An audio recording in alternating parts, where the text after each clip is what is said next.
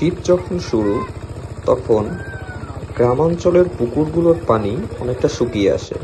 ঠিক তখনই এলাকার ছেলেপেলেগুলো মাছ ধরার উৎসবে ঝাঁপিয়ে পড়ে। এই ধরনের পুকুরগুলোতে ছোট ছোট প্রচুর মাছ পাওয়া যায়। এইখানে যে পুকুরটি আপনারা দেখতে পাচ্ছেন, এই পুকুরে এরা কিছু পাঙাশ মাছ চাষ করেছিল।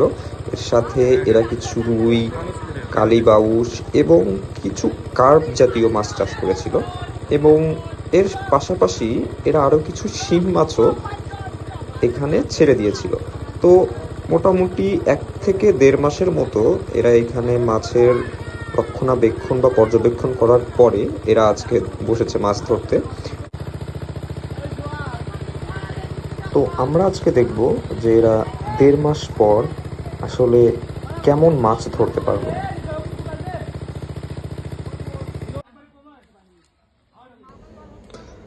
পুকুরের পানি এরা অনেকটা কমিয়ে ফেলার পরে এখন হাত দিয়ে মাছগুলো ধরছে। মাছের এই স্টেজকে জুভেনাইল স্টেজ বলা যায়। তো এগুলো আসলে পর্যাপ্ত পরিমাণে গ্রো করেনি এখনো। আরও যদি হয়তো 3 থেকে 4 মাস পর্যন্ত এই পুকুরে রাখা যেত, তাহলে হয়তো পর্যাপ্ত পরিমাণে গ্রো করতে পারতো মাছগুলো।